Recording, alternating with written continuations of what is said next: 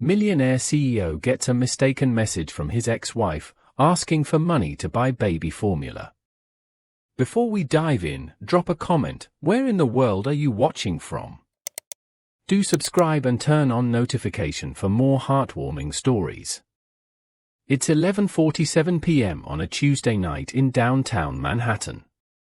While most people are sleeping, David Ashford sits in his corner office on the 42nd floor, staring at quarterly reports that show his company just hit another record-breaking milestone. $300 million in valuation. Forbes just called him the tech visionary under 40. His Rolex gleams under the fluorescent lights as he signs another multi-million-dollar contract. 7 years ago, David was grinding in a cramped garage, living on instant noodles and pure determination. His startup idea was revolutionary, a communication platform that would connect businesses worldwide, but investors kept slamming doors in his face. Rejection after rejection. Credit cards maxed out. Electricity getting cut off every other month. That's when Rebecca entered his life like a ray of sunshine. She was a pediatric nurse with a heart bigger than her paycheck, and somehow she saw potential in this sleep-deprived dreamer working 16-hour days. She'd bring him homemade meals, force him to take showers, and remind him that success meant nothing without someone to share it with. As David's company grew, so did the distance between them.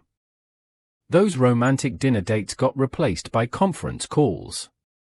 Weekend getaways became business trips to Silicon Valley. Rebecca tried to hold on, but you can't compete with a man's obsession. The transformation was brutal to watch.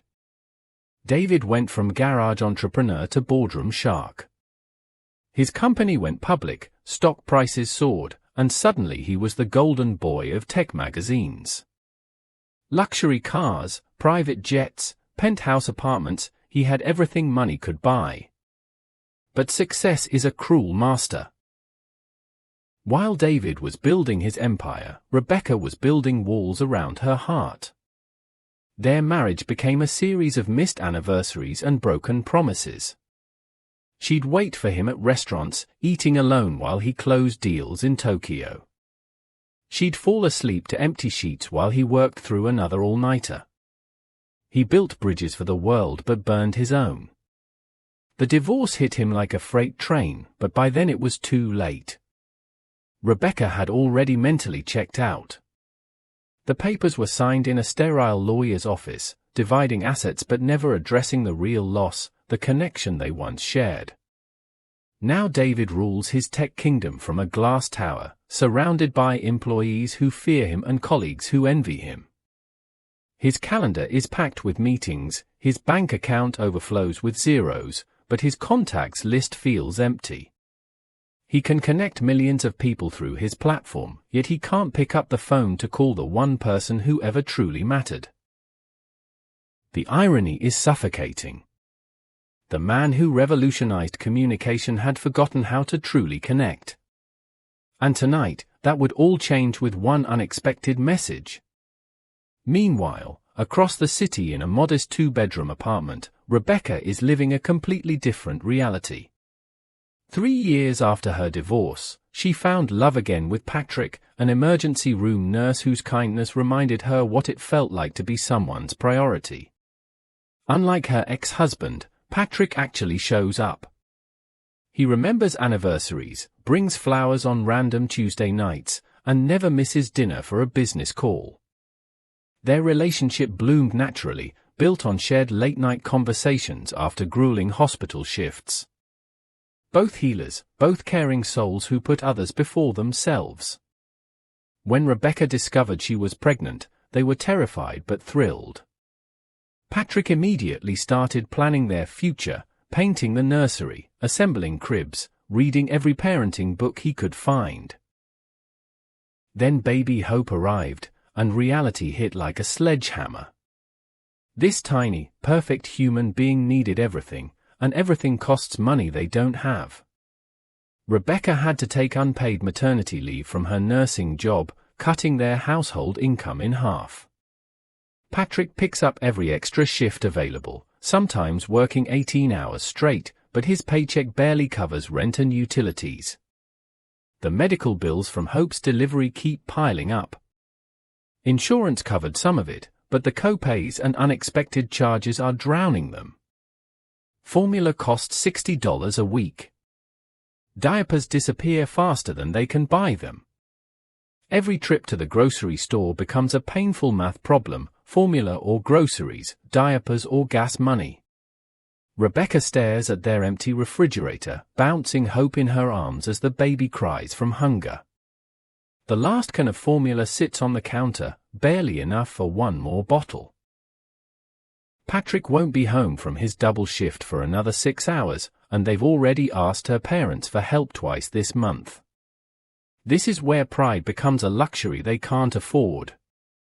Rebecca was once married to a millionaire, lived in a house with more rooms than she could count, never worried about money. Now she's counting quarters from the couch cushions, hoping to scrape together enough for a single can of baby formula. But here's what makes Rebecca incredible: she never complains. Not once. She chose love over money when she divorced David, and she'd make that choice again. Patrick may not have millions, but he has something David never gave her: his full presence, his unwavering commitment, his genuine partnership. Yet tonight, as Hope's cries pierce the silence of their small apartment and the formula runs dangerously low, Rebecca faces a parent's worst nightmare: watching your child go hungry while you're powerless to help. Comment below. What would you sacrifice for your child? Desperation makes people do unexpected things. And Rebecca is about to make a choice that will change everything. It's 11:23 p.m. when everything falls apart. Hope's cries echo through the thin walls of their apartment, a sound that cuts straight through Rebecca's exhausted heart. She's been walking circles around their tiny living room for 2 hours straight, trying every trick she knows to soothe her daughter. But there's no fooling a hungry baby. The empty formula can mocks her from the kitchen counter. She's already mixed the last scoop with water, stretching it as thin as possible, but it's gone. Completely gone. Patrick texted an hour ago saying his shift got extended, another emergency came in, and they need him until morning.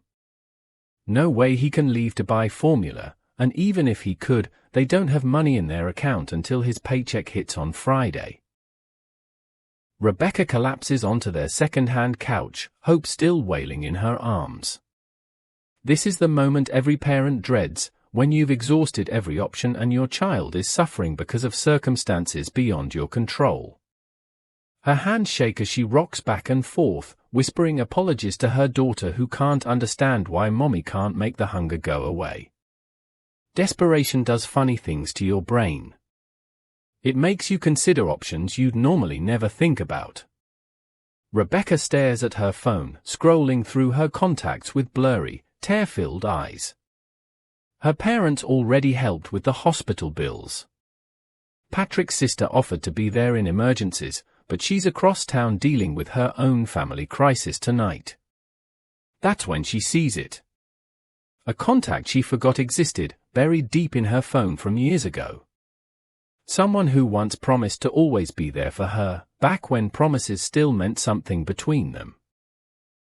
Her finger hovers over the name, muscle memory taking over rational thought. Through her exhaustion and panic, Rebecca begins typing.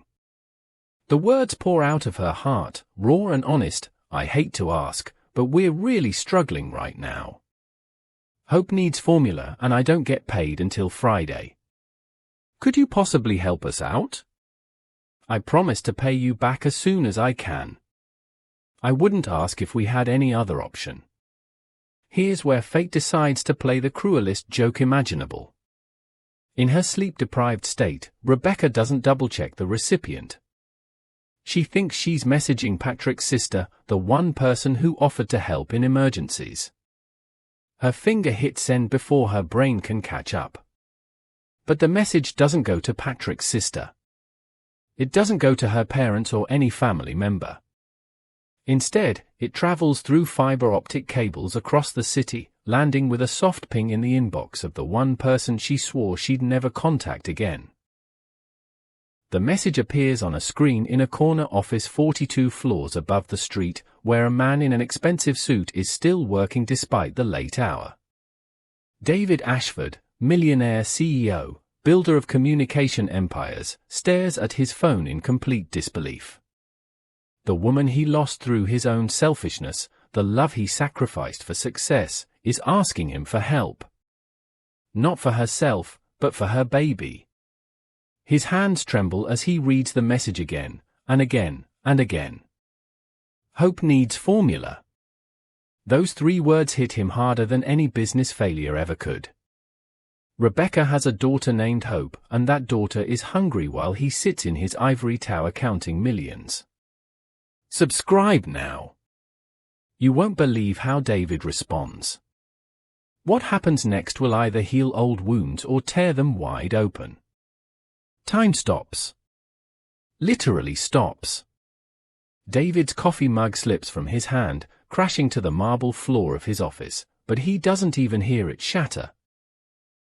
His eyes are locked on 3 words that just changed everything: Rebecca Walsh, text message. After 3 years of deafening silence, her name appears on his screen like a ghost from his past. His heart hammers against his ribs so hard he can feel it in his throat. For a moment, he wonders if he's hallucinating from too much caffeine and too little sleep. But no, the message is real, and it's breaking his heart in real time. David reads it once. Twice. 3 times. Each word hits him like a physical blow. Rebecca is struggling. Rebecca has a baby. Rebecca is asking for help to buy formula because she can't afford to feed her child. The woman who once shared his dreams, his bed, his entire world, is now counting pennies while he sits surrounded by luxury. The guilt crashes over him like a tsunami. While he was building his empire, buying his 3rd car, planning his next vacation, Rebecca was starting a family and struggling to make ends meet. The contrast is so stark it makes him physically sick. He jumps up from his desk, pacing frantically around his office like a caged animal. But beneath the guilt lies something even more powerful, a love that never died. Despite the divorce papers, despite the years of separation, despite knowing she's built a life with someone else, David realizes he never stopped caring about Rebecca. Seeing her in crisis awakens every protective instinct he thought he'd buried. His mind races through possibilities. This could be fate giving him a second chance. Maybe the universe is trying to correct his biggest mistake. Or maybe Rebecca is testing him, seeing if the man who chose money over marriage would choose differently now. Then reality hits him like a freight train. Rebecca has a baby named Hope. She's asking for help because that baby is hungry. Nothing else matters. Not his wounded pride, not their complicated history, not what this means for their future. A child needs formula, and he has the power to make sure she gets it. At 11:47 p.m., Rebecca's phone buzzes with a notification that makes her blood run cold. Bank alert, wire transfer received, $25,000. Her heart stops beating. $25,000. Who on earth would send that kind of money? She opens her banking app with trembling fingers, and the sender's name hits her like a punch to the gut. David Ashford. Her ex-husband. The man she divorced 3 years ago. The realization crashes over her in waves. She didn't send that desperate message to Patrick's sister. She sent it to David. Panic sets in immediately. She accidentally contacted the one person she swore never to depend on again. The man who chose board meetings over bedtime stories, who missed their anniversary for a conference call, who promised to change but never did. And now he knows she's struggling, he knows about Hope, and worst of all, he's already responded. Her phone pings again. A text message from David, Rebecca, I just saw your message. I've sent some money to help with Hope and whatever else you need. No strings attached. You don't need to pay me back. This isn't about us, it's about making sure Hope is taken care of. Keep it. For Hope. Rebecca stares at the message through tears, her emotions spinning out of control. Relief that Hope won't go hungry tonight. Humiliation that her ex-husband had to rescue her from poverty. Confusion about his kindness when their marriage ended so bitterly. And underneath it all, a tiny spark of the old feelings she thought she'd buried forever. Hope finally stops crying, exhausted from her hunger.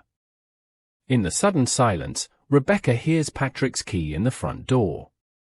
He's home early from his double shift, probably worried about them. How is she going to explain this? How do you tell the man you love that your millionaire ex-husband just sent enough money to solve all your problems? Patrick walks in, still wearing his scrubs, exhaustion written across his face. Hey babe, I managed to get away early. Picked up some formula on the way home. He holds up a bag from the 24-hour pharmacy, then notices Rebecca's tear-stained face. What's wrong? Is Hope okay? The truth spills out of Rebecca like water through a broken dam. The mistaken message, the wire transfer, David's response, everything. Patrick's face goes through a dozen emotions in 30 seconds. Shock, confusion, hurt, and finally, something that looks like understanding. $25,000. Patrick sits down heavily on their couch, running his hands through his hair. Rebecca, that's more money than I make in 6 months. That's enough to. He trails off, probably calculating all the things they could do with that money. Pay off medical bills. Buy a better car. Move to a bigger apartment. Give Hope everything she deserves.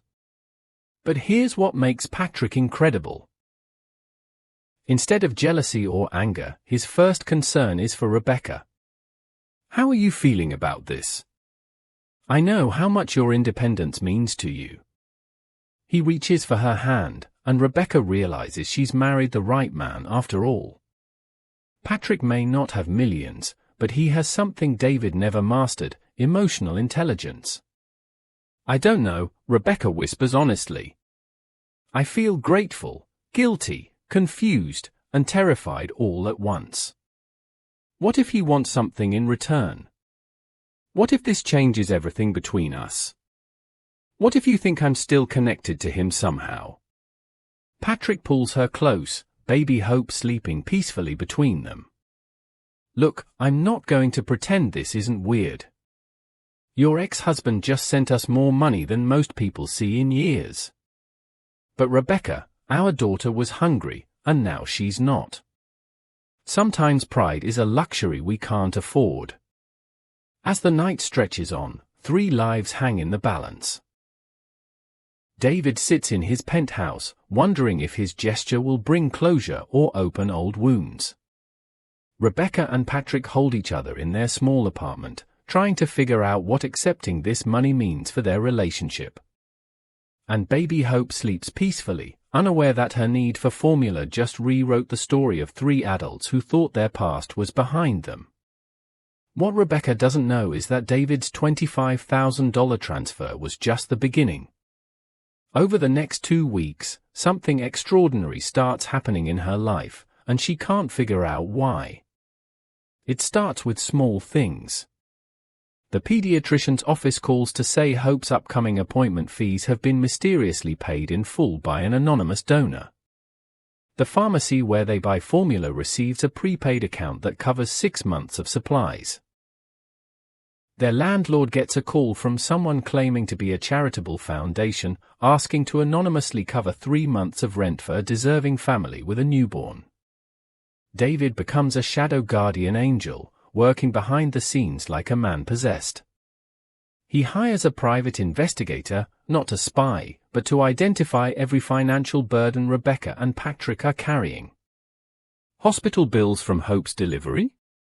Paid.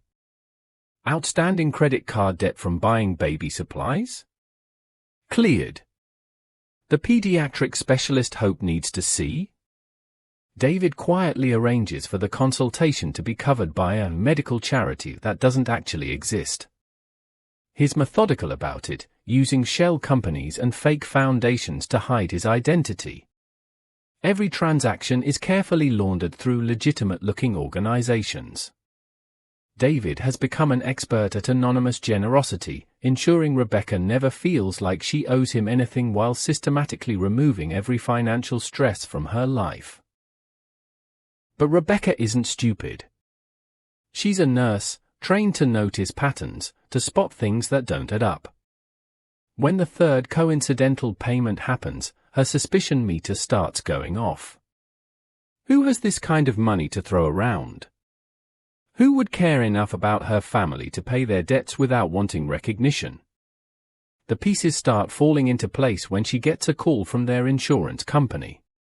They're upgrading her coverage to a premium plan, courtesy of an employer benefit program that Patrick's hospital supposedly offers.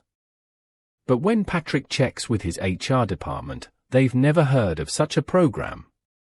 Rebecca sits in their living room, feeding Hope with formula she didn't have to pay for, in an apartment whose rent is mysteriously covered, looking at medical bills that vanished overnight. The mathematical probability of this many good things happening to one struggling family is essentially zero. She pulls out her phone and stares at David's contact information, the same number that received her desperate midnight message 2 weeks ago. Is it possible? Would her ex-husband really be orchestrating this elaborate support system from the shadows? The more she thinks about it, the more obvious it becomes. Who else has this kind of money? Who else knows her situation? Who else would care enough to help but be too proud to take credit? The question isn't whether David is behind this mystery generosity. The question is what she's going to do about it.